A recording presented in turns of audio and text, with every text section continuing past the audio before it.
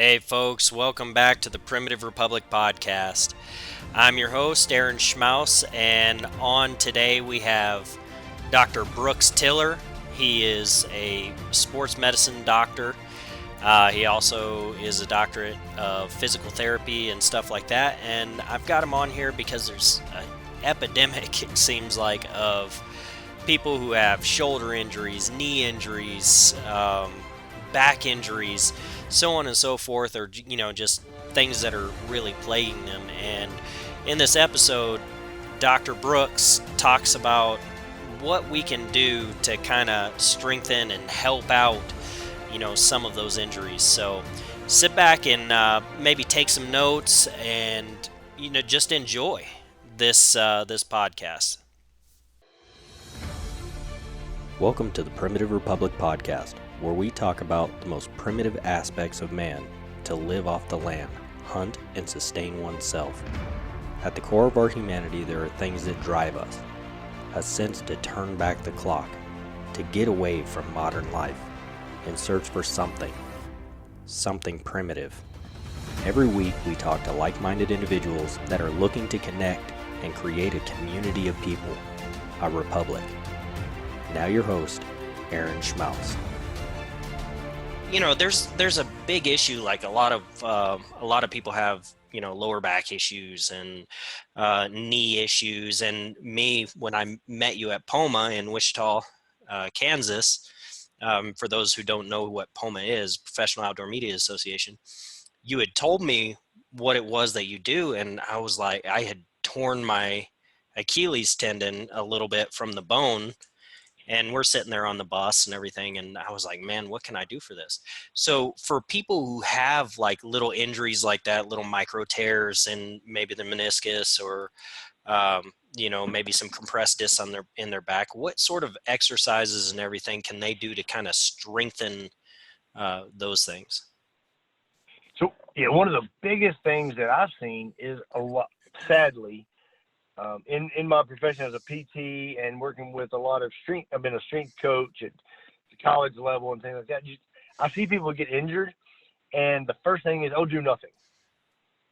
Yeah. Oh, that's horrible. And that's, and it's one of those things where it's kind of like, well, like if you say that your diet is really off and you gain 15 pounds, well, the answer is not do nothing. The answer is, do something and see how, try to get better. And so the big thing to do for that is to move, no matter what the injury might be. Move in a pain-free range of motion, no matter what. If it's your back, just being able to go for a walk. If you're just laying there, your back's really not going to get any better. You're not working any of the musculature. You're not challenging it. So just go for a walk. If it is, if it's like a knee meniscus and like, man, okay, deep squats hurt, but I can walk and I can do some small squats. We'll do the small squats because that's still going to keep your muscles moving. But every time you move the joint, you're going to, whenever you compress the joint, you're squeezing fluid out. But then when it gets room, fresh fluid comes in. Just like with any injury, whether it be if it's a sprained ankle, it's great to get that distraction where you're pulling it apart. And as you pull it apart, that old nasty blood gets out of there, and then the new blood is able to come in. And the new blood is how you get healing. So, and by movement, we're getting the blood flowing, and blood's going to get to the tissue that it's going to improve healing. So if you just get hurt and you just sit around and do nothing, it's going to be a lot longer recovery time. One of the athletes I worked with, and I went to China, worked with one of the Olympic athletes over there. And the big reason I was over there is she had torn her ACL for the third time. And the first two times they just did ACL reconstruction and, orthopedically, but after their rehab was just lay in bed and don't move.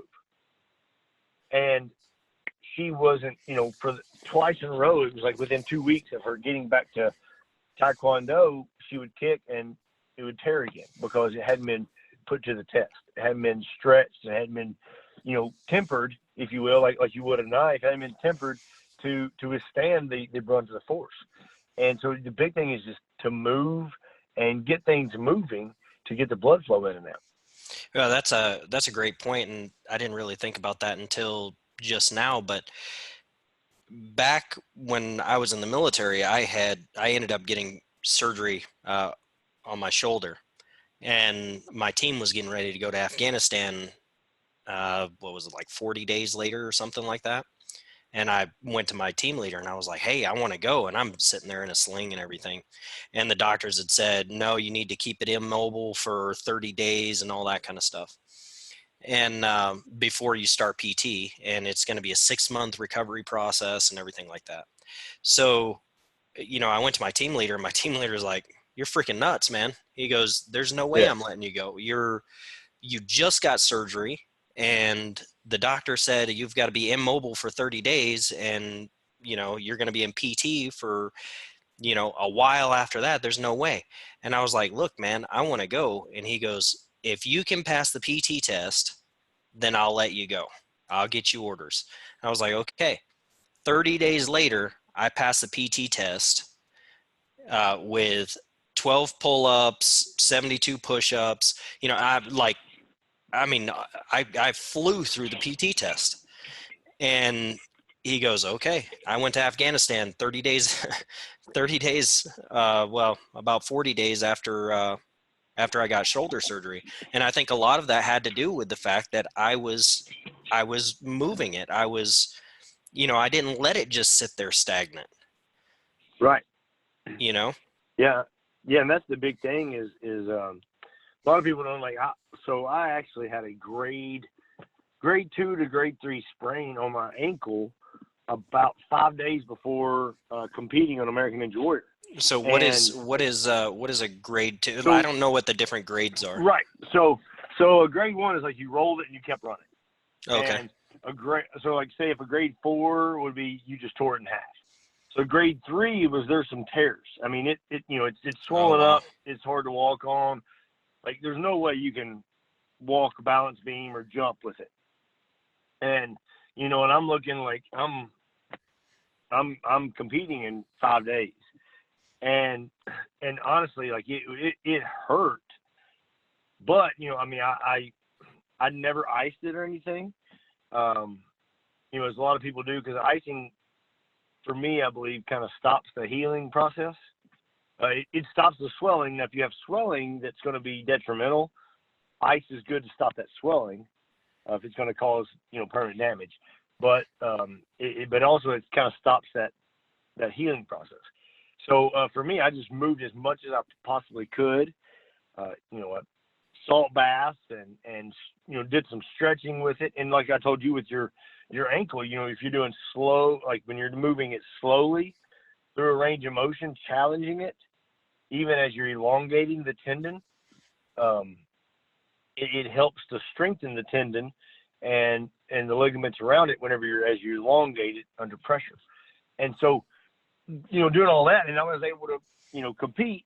I mean, it definitely didn't. I wasn't 100%, but like you said, like you're able to do what you need to do. And the same thing if you're on the mountain and you roll an ankle, like you don't have the luxury of let me get a brace, let me get a boot, let me sit here for a week and let it heal.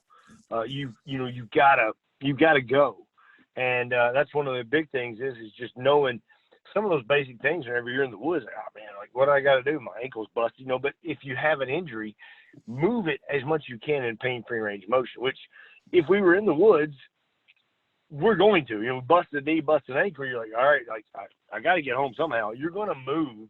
You're probably going to go slower. You're not going to move as much. You're not going to move as fast, but you're going to move it.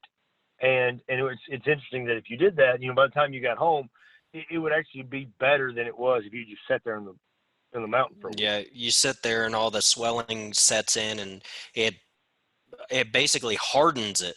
Like, right. I don't know. I don't know how to explain it exactly, but it feels like at that point, if you just let it rest there for a minute, like you can't move it. Right. Yeah. Think about a scab. So, and that's really what's happening inside. So when you bust it, a lot of blood vessels have busted, and what that does is it's kind of like a scab. Like all these blood vessels and all this blood is now there to heal it, to make it better. Yeah. And so, but if it's moving, old blood gets pumped out, new blood brings all the nutrition, all the good stuff in to help heal it. But if that old stagnant stuff is there, it's still going to be there. It's kind of like, if you bust your knuckle and like you've got blood all over your hand, like it's just crusty and nasty and it hurts to bend it. But over time, like if you bend it, like your body adjusts, and like you may crack it open every now and then. It may hurt, but it's gonna eventually heal itself. And that's the same way with like that's kind of what happens inside the body. And like we talked about, even the inflammation. Like inflammation can be good in that sense because it's going to help you heal. But it's not good if you are continually, or like I said, if you're eating bad and it's your entire body is inflamed. Having a specific inflammation versus a systemic inflammation where the whole body is inflamed is totally different. But in that case, inflammation is good to help the healing process, but you don't want it to stick around forever. Right. Absolutely. So what is it that your plans are for getting your message out and being able to work with these different hunters? And I would call hunters athletes in a lot of ways, whether you're sitting in a tree stand or, you're hiking the mountains in Montana. I still think you're somewhat of an athlete. What is it that you're going to do to get your message out there? How are you planning on working with these people? So right now I do mainly one-on-one kind of personal coaching, if you will. So I'll work with people just if they're close enough, I will try to meet them, take them through some things. Otherwise, I'll do it online where I meet with them, talk to them. What are your goals? What do you want to do? And kind of figure out where they are, make videos for them. And it's a very personalized. But right now we're actually in the process of taking some of the better programming that I have, whether it be for cutting, fat loss, muscle building endurance, just a total wellness program, and putting that into an online platform, looking at going to do an ebook and even do some coaching through an online platform where it'd be kind of a group thing. We got 10 guys and their goal is, hey, I've got a big hunt coming out, going out west, and everybody's it's kind of like being in the weight room together, but everybody's in their own, in their own area where they don't have to meet up. So the big thing is you have an ebook coming, have some ebook or a few ebooks coming out with just basic programs, and then we will also have kind of an online platform for exercise workout, so that people can get the information they need and be able to get whatever they need for their work, so we can meet them where they are and take them where they need to be. And in that, it'll include nutrition and health and all the good stuff. It'll include all the nutrition and that they need, the food, the recipes, as well as the workouts. So just kind of all encompassed, and just trying to give everybody the total package of what they need, from injury prevention, and even cover some things, like, when your shoulder starts hurting because you hadn't shot your bow in 6 months, and now you're going to do, shoot 50 shots in a day. There's things we need to look at. Once again, it's that move well before you move often. Make sure your form is good. Make sure that your muscles are ready for the impact, ready for the pull, and to hold that pull for a minute, whatever it needs to be, and then work your way up to 50 shots. Instead of doing 50 day one, we do 1 or 2, and then work our way up. So just kind of encompassing everything in together. But the big thing will be ebooks and some online programming. So that you brought up a good point there. Move well before you move often. So if somebody comes to you and says, hey doc, I want to go on such and such hunt, or, maybe they're wanting to do a distance paddling trip, and fish while they're going down the river or whatever, that's one of those things that people really never look at. But I've got a buddy that all he does is, it seems like, is he goes out and, floats rivers, and he's constantly paddling and all that kind of stuff. So if somebody wanted to go and do something like that, how much time would you say that they need to contact you to get ready for something like that? Because I'm not going to go out in a couple days before start working out so that I can go climb a mountain. You know what I mean? Right. Yeah. Yeah, definitely. I mean, and so the further out, the better. Let's just talk about, like, I mean, in the sports world, Olympic athletes, their competition, they compete throughout the 4 years, but their main competition is every 4 years. So when working with them, it's like, all right, like our goal is 4 years out, and how do we make it to where you're going to peak in 4 years? And that, that's a long drawn out process. Other times I've been called in and it's like, hey, the championships are in 3 weeks. I busted my ankle's busted. I got to get back with the team in 3 weeks. We'll be in the play because we've already made the playoffs. I got to get back in 3 weeks.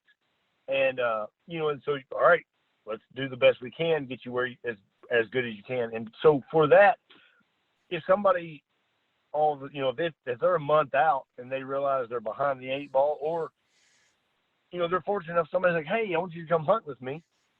And, we're leaving in a month. We can do a lot in a month. It's just a matter of the more time you have, the better we can get. So, if you have 3 months to 6 months of time, you're less likely to have any injury. You're going to get better, and it's not going to be as drastic a change for you.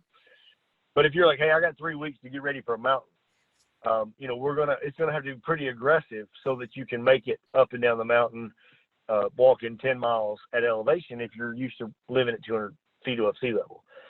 But, so no matter who they are, no matter where they are, like I said, it's all about meeting them and see where their goals are and get them there as best as possible.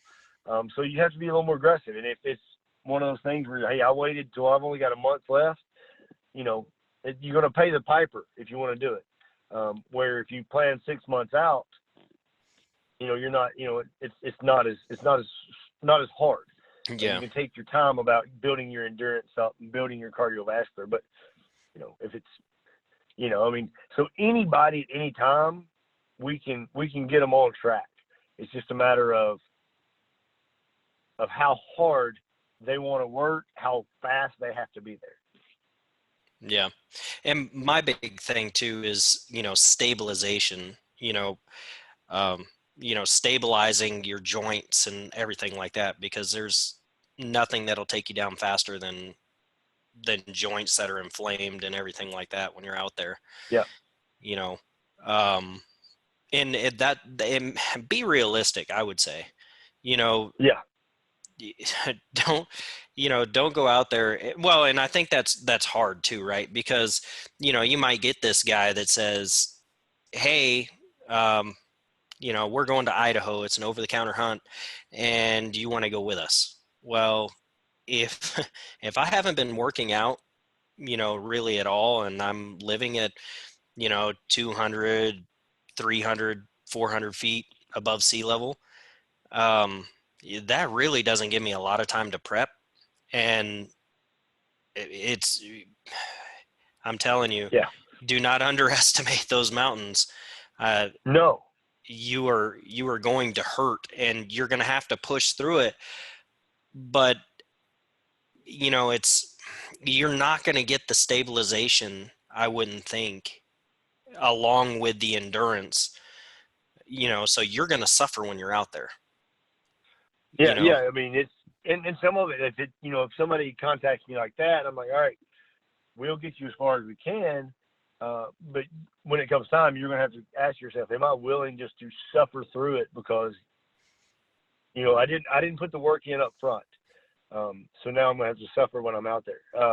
And that's the big thing, is just, it's, most of us are probably, we're probably mentally, if we're really wanting to do it, we're going to be able to figure out a way It may not be the fastest or the best, and we may hold up some other guys if we're with them, but we could probably do it. And that's the thing, is like, but it's like, if you put the work in up ahead, if you suffer now, you get the rewards later. But if you want to sit on the couch and eat bonbons, watching reality TV, and then, a month before, you're like, all right, I'm ready to get in shape now. Like, you're behind the 8 ball, and you're going to have trouble. You can still go on a hunt. It just might not be as easy.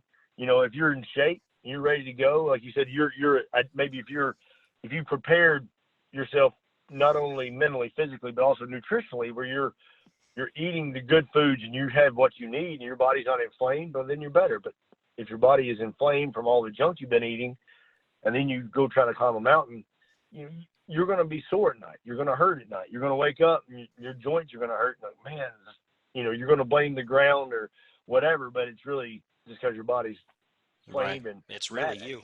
Yeah, exactly. Yeah, exactly. Thank you for listening to the Primitive Republic Podcast, an Aaron Schmaus media production. Follow us on Facebook and Instagram at The Primitive Republic. You can also find us on our website at www.archeryoutdoorsman.com.